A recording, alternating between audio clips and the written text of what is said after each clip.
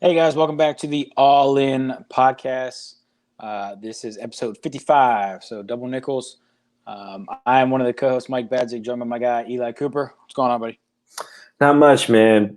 Although, before we get into the number of different topics we have today, Yes. I want to give a shout out to a coworker of mine and one of the few coworkers that I would consider a friend, Sean Rankin, who did some. He's also a photographer. Did some nice family photos for us. We just got him back today. So if you Nice. follow me on Twitter at EL1_Coop, I posted one of them today in a very funny tweet, I must say. I did a little how it started versus how it's going thing with me and Holly. So you can see the pictures there, and if you want contact info for my guy to any kind of photo shoot, whatever, hit me up and I can send me a DM, whatever, at me, whatever, and I can get you his contact info, man, because he's actually really, really good. Well, that's good to know. Good information to pass along. So, give Coop a shot if you're looking for some photos, and he'll hook you up with his buddy. So, we also are presented by MyBookie.ag. They are the presenting sponsor of the All In podcast and All In Network. Head to MyBookie.ag and use the promo code ALLINPOD with your first deposit and get a 100% match. As I drop my notes, a 100% match on your first deposit. Use the promo code to get the bonus and let them know that we sent you. MyBookie.ag, awesome place. I've been using it for years to gamble on sports, politics. You can place some bets on these Senate runoffs going on in Georgia right now. So they got all kinds of stuff going on there. MyBookie.ag, use the promo code ALLINPOD. So we are first on this episode discussing NBA free agency. So normally this is our July topic, but with a pandemic happening, it's kind of thrown right into the middle of the football season. Yeah. But it is just as exciting as it usually is. A lot going on, and we are starting with Gordon Hayward, who, in the last episode, we talked about him declining his player option and leaving the Celtics. We talked about a couple different landing spots. He ends up with Charlotte on a 4-year, $130 million. I had to double check that number because it's a big one. Yeah. 4-year, $130 million deal. Thoughts on this move? So for one, to follow up from our previous discussion about Gordon Hayward, well played, Gordon Hayward, because he declined a $34 million player option to hit free agency. Yeah. And somebody in his circle knew something because he essentially got that back over a 4-year span with this deal. So kudos to him, his agent. Never mad about an NBA player getting paid. However, I think this solidifies Michael Jordan as the worst front office decision in NBA history. And don't get me wrong, like, Gordon Hayward is really solid. Like, I really don't think he's bad. You know what I mean? Like, he's not a bad player. Granted, he's had the injury problems over the last few years, so he hasn't quite been himself. But, like, for the most of the regular season this year, he was good. He was like 17, 18 points per game before the shutdown. And then, obviously he had his injury problems in the bubble, so he didn't contribute much there. But, he had a solid season before the injury. Not $130 million worth, though. Like, he was probably a good, like, 15 to 20 mil a year player still, I think, especially for a team like the Hornets, where he's probably their best player now, I would say, off of this signing. So, which isn't saying much about the Hornets. But, it seems like some teams are content with forever being mediocre. And this is the kind of contract that you sign a player to when you want to be mediocre. Like the Hornets, again, they won't be the worst team in the league. Yeah. They might even fight for a playoff spot. You got LaMelo, Devontae Graham. It sounds like Terry Rozier is on the trading block. I doubt he stays after they pick LaMelo. Because he thinks he's a starter. And, you got LaMelo, Devontae Graham, and Gordon Hayward. That in the East, you can fight for an 8th seed spot. Yeah. But, like, what good does that do you? So And granted, maybe they're not trying to win now, so this probably doesn't matter. But this is just, typical of mediocre teams just giving out bad contracts like this, during free agency. So, Michael Jordan, the GOAT when it comes to, or arguably the GOAT when it comes to as a player, arguably the GOAT when it comes to awful decisions as a front office guy.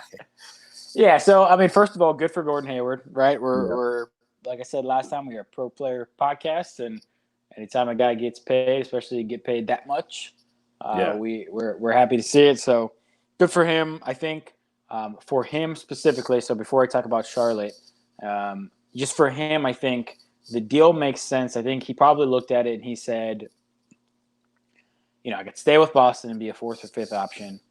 I could go to another championship type contender and be a probably third option and get paid less, or I can go to Charlotte. And he probably looks at Charlotte and he thinks to himself, I have the opportunity here to be Gordon Hayward again.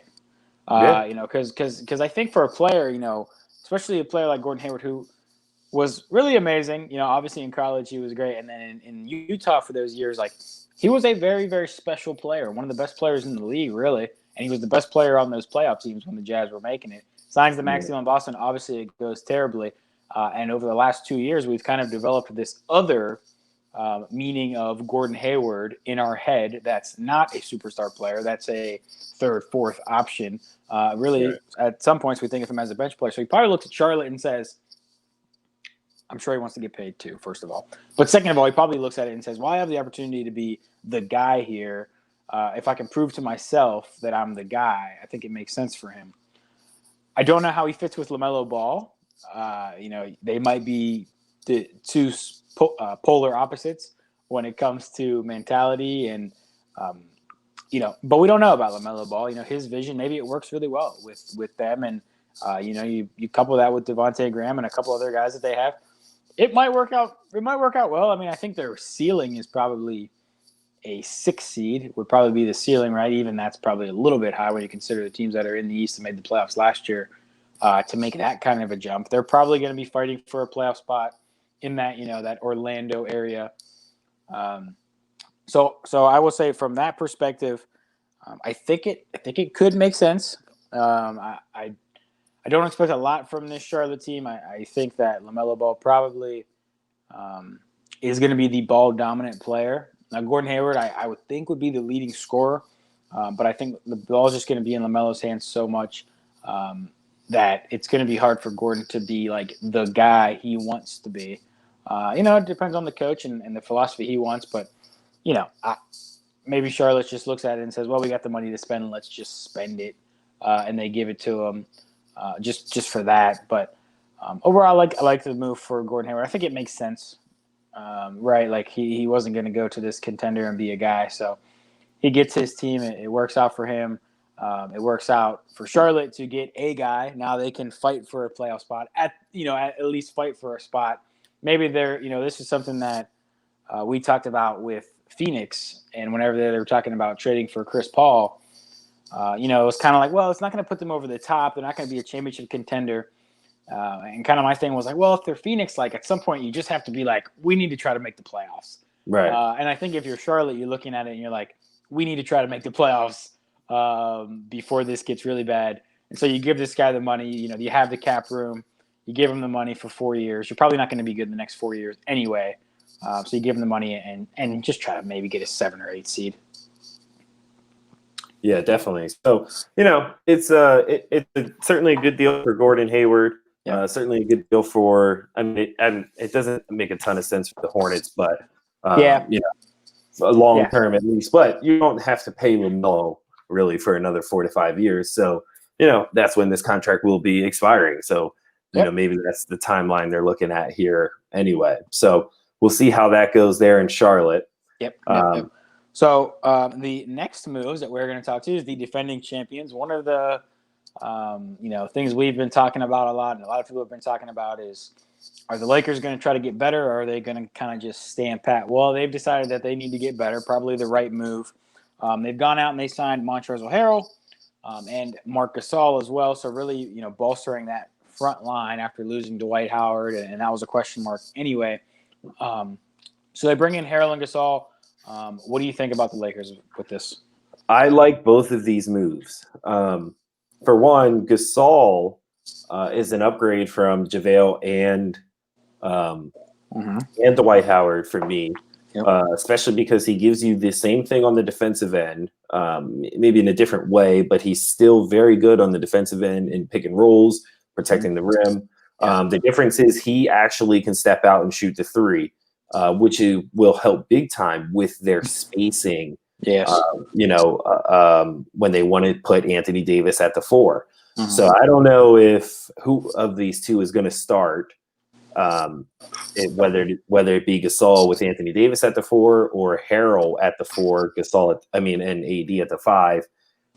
However, really, I think it's it's going to end up giving you more spacing because AD can now kind of play that stretch 5 role or whatever. Yeah. You have more spacing than what you had with Dwight or JaVale on the floor. I would think it'd make more sense to start Gasol, I think, because he's the better defender. But regardless, what this really does, now that they've secured Gasol, is when Harrell's in the game, he will always have an Anthony Davis or a Gasol with him on the floor who can take the tougher defensive assignments. It will help them hide him because, he was not good defensively in the playoffs. He's not a good, defender. And you combine that with Lou Will, who was also on the floor with him a lot of times in the playoffs. The Nuggets exposed that. Yes. So which they thought was a strength for them, at least on the offensive end. So the Lakers don't quite have that issue. They have better defensive guards off of their bench than the Clippers do. And now they'll have a solid defensive big man, for the most part, to pair with Harrell and kind of hide him defensively. And they got these guys relatively cheap. Harrell was 2 years, $19 million. And correct me if I'm wrong, he just won Sixth Man of the Year, didn't he? He did, yes. Yeah, he just won Sixth Man of the Year, and you're only paying him $8.5 million. That's a bargain, if you ask me. And then you get Gasol. I think his was like 2 years, $9 million. Granted, he's up there in age, so his market value wasn't super high. But again, 2 good deals. The Lakers also signed Wesley Matthews after losing Avery Bradley. They got KCP back. They got the Morris twin back. So they kept their core and improved with, Schroeder, Wesley Matthews, and these two being added in. I don't think you can be mad at all at what the Lakers have done this offseason if you're a Lakers fan. And I think they've cemented themselves as the team to beat still. Yeah, they have to be the team to beat, defending champions already. And then you go out and add these guys. And Harrell, he's had his issues on the defensive end, but I think if you pair him with, like you said, Anthony Davis, now Marc Gasol, that is a huge boost for him. Really, we're looking at him in the playoffs last year, and we're like, wow, this guy's borderline unplayable against the Nuggets. Well, he's not really going to be in those type of situations anymore, which is good for him. Marc Gasol, I expect him to start at the 5, and I can tell you we're going to miss him in Toronto. He is just like a steady force, not only on the defensive end, but really on the offensive end when things get a little bit crazy. And obviously they already have LeBron who plays this role a lot of the time. But when things get a little bit crazy, he's a guy who can slow it down and kind of, put his imprint on the pace of the game, which I think helps the Lakers a lot. Wes Matthews is probably going to be a 9th or 10th man, but it's an upgrade, right? It's still an upgrade. I think they looked at all parts of their roster and said, this is not good enough, or certainly not good enough to guarantee us anything. And they got better. And kudos to them for not staying pat. We see a lot of teams, we've seen this over the years.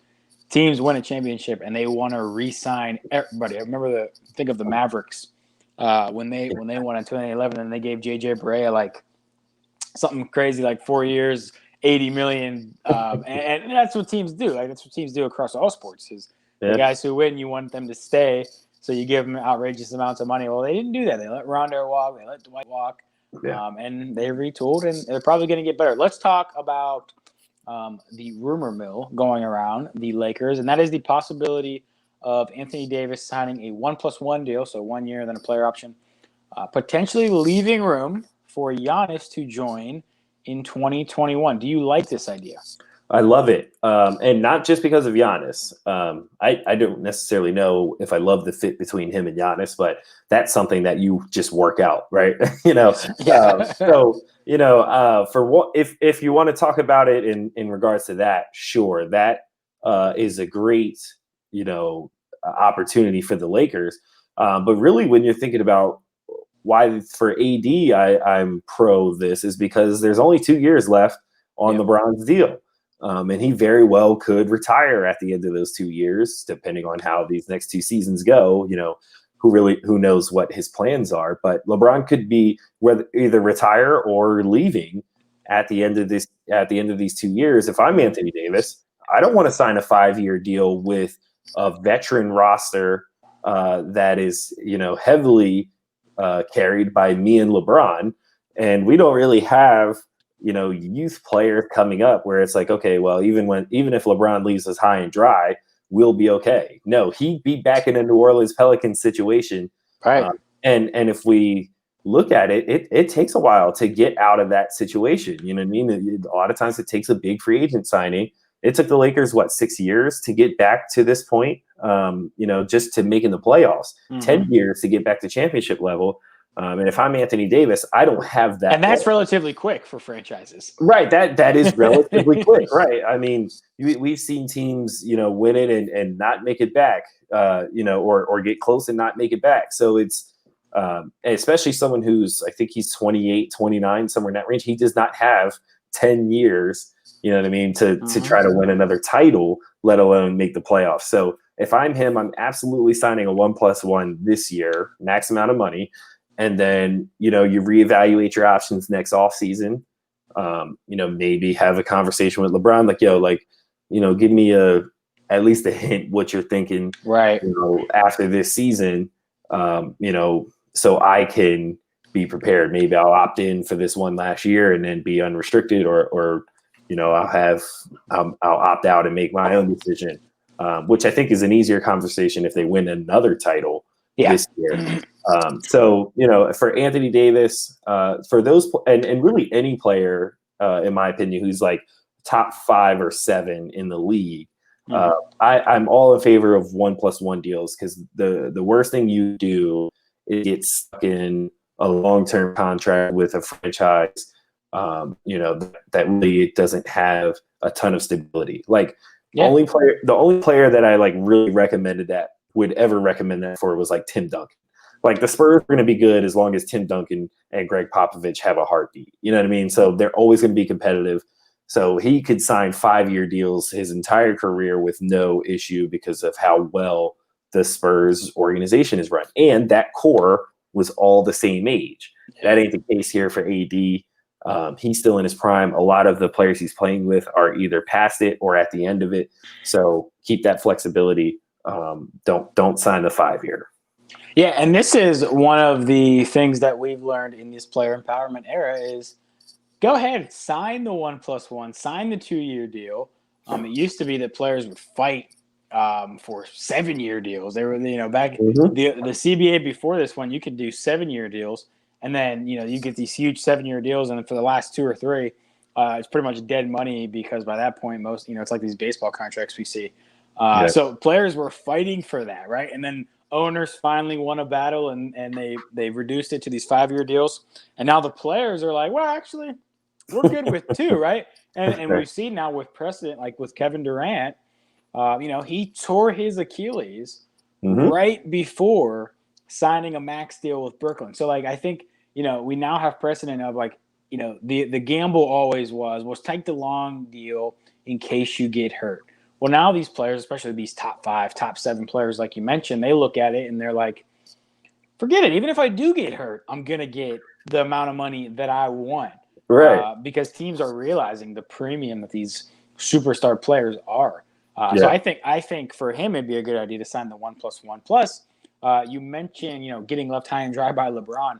First of all, I don't know if retirement has actually ever crossed LeBron's mind.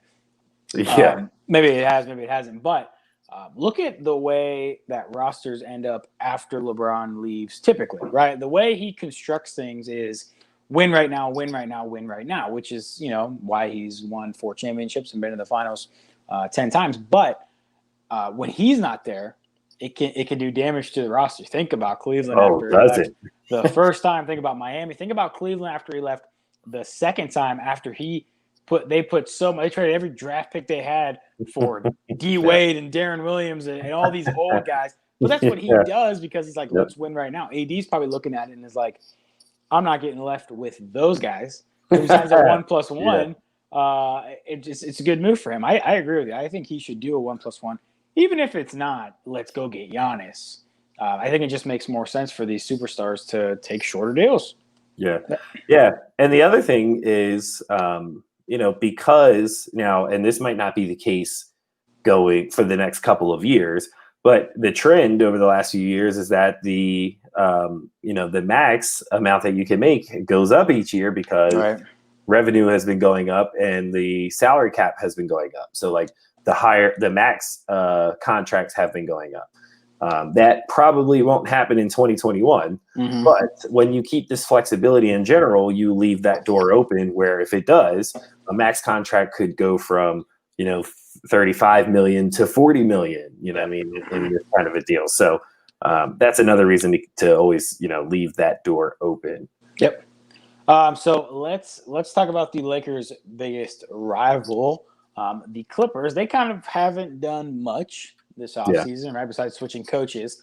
Hadn't made a ton of splashes. They do sign Serge Ibaka here.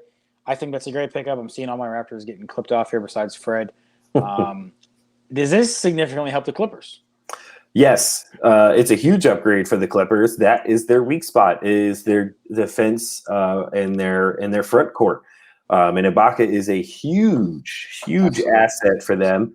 Not only because he's a better defender than both Zubac and Harrell, who were playing the 5 for them previously, he's also a better shooter than both of them. And in an offensive lineup that isn't really known for its shooting, he helps with floor spacing. A stretch 5 always helps with floor spacing. He also helps them with the ability to switch 1 through 5. So with Ibaka on the floor and, bringing a guy like Zubac, who I like better off the bench anyway. Yeah. You're bringing him off the bench and now you're inserting someone like Ibaka. He gives you more flexibility defensively and switching, rim protection. He's just flat out one of the best shot blockers of all time. So he gives you that aspect of his game. And then on the offensive end, as we know, he can step out, knock down the mid-range shot, the 3, and be productive there. So all good for the Clippers. To me, this is probably the only area that they really needed a drastic upgrade in. Yeah. In these in this role, I should say. So the rest of their roster is on paper bulletproof. Now I think they might need to add. They actually added Luke Kennard. Luke Kennard from the Pistons with during the trade in the draft, which addresses the issue that they had where they didn't really have like a sniper. So he kind of gives them that as well. Those are the two things that I thought the Clippers were missing that the Nuggets really exposed. So I think the roster is even more bulletproof than we thought it was last year. I mean, I'm not like a big Luke Kennard guy. I think it probably helps just from a shooting perspective. I don't know. Like, I don't think these moves get them on the same planet as the Lakers. I will tell you, I do love Serge Ibaka. And this is kind of like a sad podcast for me, talking about all my guys leaving the Raptors with Serge and Mark. We're going to be depleted on the front court, but we did sign Fred. But anyway, I think he addresses a huge need. When we watched the Denver series, I mentioned it with when we were talking about Harrell, but like they just could not do anything with Jokic. This helps. He's their best chance right now to do something with Jokic, and he can step out. He was. I mean, when they played Boston, he was burning them from 3. The dude can definitely shoot. So, no, I think it's a good signing for the Clippers. So let's do this then. We've talked about good signings for the Clippers. The Lakers, bad signings for the Hornets. Winners and losers of free agency, the NBA offseason in general. Who are your winners and losers? Well, I would say the biggest winner so far for me would be the Lakers. I do think the signings that they've had so far have been, when it comes to elevating your team or your roster, their signings have, on top of them already being a championship caliber team, I think their signings have improved them the most of anyone else. And that's including, I would include the Dennis Schroeder trade in that. So if we're just talking off season in general, I think their roster, which was already championship worthy, has been upgraded to become even better. And I think that makes them a winner here in free agency, or the off season, however you want to put it. My other big winner, I would say, of this off season is the Sixers. Yes, I think the Sixers have had a really good offseason. I do, and it's. I feel so much better coming into this year because we felt like we were in this impossible situation with that Horford contract, and now it seems that we have options. We talked about what they did on draft day, and now the signing of Dwight Howard brings great depth behind Joel Embiid. I think you need a very good center behind Embiid because of how often he's hurt and, because of the shape that he's in. So they would be my second winner. I'd put the Clippers in the winners category, so I'll put them third, obviously, for the reasons we just discussed. And my biggest loser of free agency is a tough one because I don't know that anyone has had a terrible free agency, but I would say the biggest loser has been the Pistons. Yeah. Here's why. They signed an absurd amount of centers in this offseason. I believe so far they went out and got Mason Plumlee. They signed. Let's see here. They signed Mason Plumlee. They signed another center, and I think they drafted. I can't remember who they took with their top 8 or with the top 8 pick. But their they took Killian Hayes. Right, they took Hayes, so it wasn't a draft pick, but they signed 2 centers so far, and then Jeremy Grant, who ton of money to Jeremy Grant. Yeah, 3 years, $60 million. So you're talking $20 million a year for a guy who, essentially, I don't even know that you'd consider him a 3 in today's NBA. I think he's more of a stretch 4. I put the quotations around stretch because he shot it well last year, but he's almost never shot it that good throughout his career. So we'll see if that lasts. But that's a lot of money for a role player, essentially, and they expect him to have an expanded role, I guess, with the Pistons. I don't know what that means for a guy who can't create his own shot. Yeah, but, it is what it is. They also signed DeLon Wright coming over from the Mavs. So they've made a lot of signings here in free agency, none really impactful. And again, I don't know that the Pistons want to win free agency right now. I don't think they're in that kind of a mode. But the signings that they've had so far are head scratchers to me. So I would say they would be my one loser from this free agency so far. Yeah, so I agree with your winners, the Lakers and the Sixers. The third team, and maybe I'd even have them 1 or 2, is the Celtics. Signing Tristan Thompson. Oh, yeah, I forgot about that. A lot of jokes get made about Tristan Thompson, but he's really good. Mm-hmm. Great rebounder. Talk about switchability with a big guy. Absolutely. Very switchable. And that's kind of what they needed, right, was that big guy. Yep. And they also signed Jason Tatum long term. So I think they're a winner. Losers. The Cavs.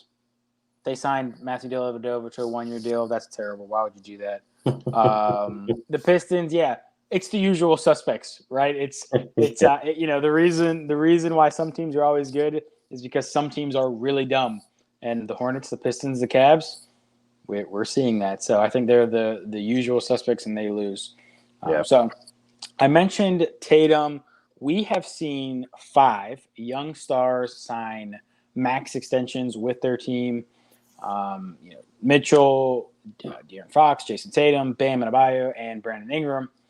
So I'm going to ask you to pick 3, the 3 you would want going forward out of those 5? So I think this is tough because I'm a fan of all 5 of these guys that are listed here. If I had to take 3, I would. I think the no-brainer is Tatum, right? Yeah. I think he's the most elite out of all the 5 that are here. Donovan Mitchell, I think, is probably the second most decorated player here on the list so far throughout his career. I was tempted to take Fox over him, though, because I really like De'Aaron Fox. But Donovan Mitchell has had incredible playoff success as far as individually. The Jazz, probably get as far as they should for a team with the roster that they have. And then, the third one, although I'd probably take him second on this list, would be Bam. Yeah. With the way that he's developed and what he's evolved into at this point in his career. It's hard to find a center like him who is so versatile on defense when it comes to being able to switch on the guards and protect the rim also. And then on the offensive end, be able to, catch on the block and score down there, but also be able to, play in pick and roll situations, make those next passes, be able to run your offense through him. So a guy having all of those tools at the center position is rare and hard to find. So I would say Bam would be the third guy I'd take out of these 5. So I agree with you. Those 3 were my 3 as well. I opened this up to our NBA analysts, Todd, Fetzko, and Taylor. They also picked those 3. But I will say, and I think Bam and Tatum are the 2 that you definitely take. Yeah. But Brandon Ingram was the most improved player this year. Had an amazing year until Zion got back, really, and then he still was really good. I'm not sure I wouldn't take Brandon Ingram over Donovan Mitchell. It's just that Mitchell's had the playoff success already. Yeah. So we kind of think of him differently. Right. You wouldn't take Brandon. I think both of those guys. I think Ingram and Fox have more upside than Donovan Mitchell. Like I think Donovan Mitchell, what he is right now, is what he's going to be, and that's an all-star, reserve, who's going to get you 20 to 25 points per game on any given season, and can really fill it up. But like Ingram, when he was coming out, he had KD-like comparisons. I don't know that he'll ever be that good, but he certainly has, the talent. He's 6'9", super long and athletic. Like, he has more upside as a defender than Donovan Mitchell does. Yeah. And then same with Fox. Like, Fox is a freak athlete and one of the fastest players in the league. He could be one of the best defensive point guards in the league if he really wanted to. And if he had that mentality. And then, with the way the game is moving, it's going to be difficult to keep a guy like him in front. And if he, develops his jumper to be consistent enough, the offensive game will be even better than it already is. So, I think the ceiling for those 2 is higher. They just haven't, like you said, they haven't had the early on success. And honestly, maybe if Mitchell got drafted into a better situation than those 2, he did. And even, Ingram even got traded into a worse situation than what Mitchell is in now. But, we could start to see those things change. The Pelicans have a nice young core developed. The Kings seem stuck in mediocrity. But, I thought they had a decent core with him and Buddy, but obviously there's issues going on with Buddy Hield and the Kings. So we'll see how that ends up playing out. But then they got Bagley, down at the 4/5 position. So they have a young core that they can build on. We'll see how that goes. But it's just Mitchell has the more tenured success so far. Yeah, I agree. And that's why I picked him too, is just because I think we know what we're getting with him, but definitely on an upside perspective and how good they can be, I might take Fox and Brandon Ingram. So, okay, that's all the NBA topics that we have for today. So we are going to head over to a different YouTube video. So if you're on YouTube, head to the channel, subscribe to the channel while you're there, and click on our NFL Week 11, right? Week 11 recap. Yep. We are going to be talking all things Week 11. So make sure you go over there, hit subscribe, and watch that video. If you are listening on audio, sit tight. We'll be right back.